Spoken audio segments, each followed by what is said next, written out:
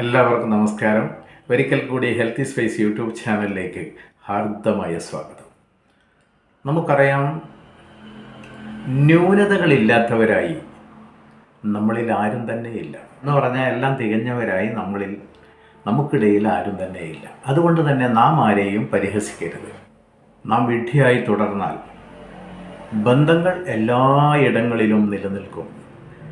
എന്നാൽ തെറ്റുകൾ ചൂണ്ടിക്കാണിച്ചാൽ ബന്ധങ്ങൾ തകരാനായിട്ട് തുടങ്ങും. ഇതിനുദാഹരണമായിട്ട് എനിക്ക് മനസ്സിലാക്കാൻ സാധിച്ചത്, എൻ്റെ അടുത്ത് ചികിത്സക്കായി വരുന്ന ഒരു 10-72 വയസ്സുള്ള ഒരു അച്ഛനുണ്ട്. അച്ഛനും മകനും ഒന്നിച്ചാണ് വർഷങ്ങളായി താമസം. മകൻ്റെ വിദ്യാഭ്യാസമൊക്കെ കഴിഞ്ഞ് നല്ലൊരു കുടുംബത്തിൽ നിന്ന് കല്യാണമൊക്കെ കഴിപ്പിച്ചു. അപ്പം മകനും ഭാര്യയ്ക്കും തോന്നി വീടൊന്ന് മാറിയാൽ കൊള്ളാമെന്ന്.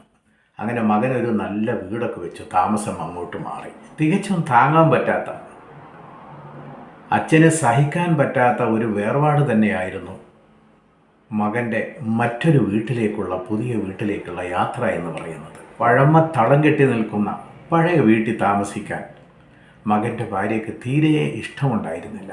അതുകൊണ്ടാണ് ഒരു പുതിയ വീട് വെച്ച് മകൻ താമസം മാറിയത്. പിന്നെ അച്ഛനെ ഇടയ്ക്കിടയ്ക്ക് അങ്ങാടിയിലും അതുപോലെ എവിടെയെങ്കിലും വെച്ച് കാണുമ്പോഴൊക്കെ മകൻ പറയുന്ന കാര്യം, അച്ഛൻ വീട്ടിൽ വരണം, അച്ഛൻ എന്താ വരാത്തതെന്ന് ഇങ്ങനെ ഇടയ്ക്കിടയ്ക്ക് മകൻ പറയായിരുന്നു. അച്ഛന് വല്ലപ്പോഴും സമയമൊക്കെ കിട്ടുമ്പോൾ അച്ഛൻ മകനെയും കുട്ടികളെയും മരുമകളെയൊക്കെ കാണാനായിട്ട് ഇടയ്ക്കിടയ്ക്ക് പോകാറുമുണ്ട്.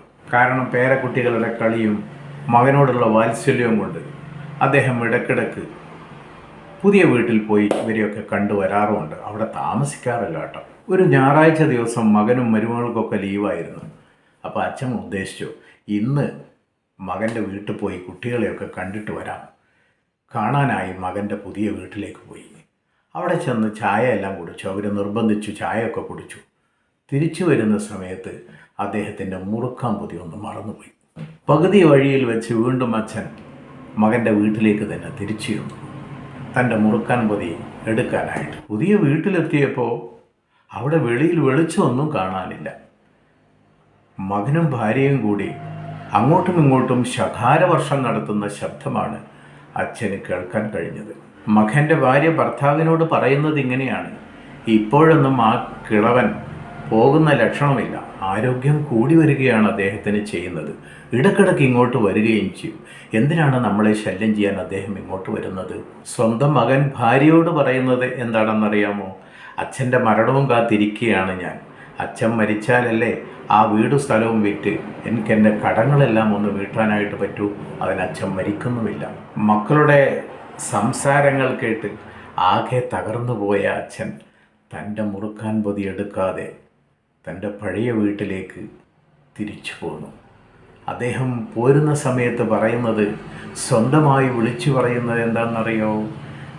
മക്കളുടെ വീട്ടിലേക്ക് പോകുമ്പോൾ ആരും കൂടെ മുറുക്കാൻ പൊതി കൊണ്ടുപോകരുത്.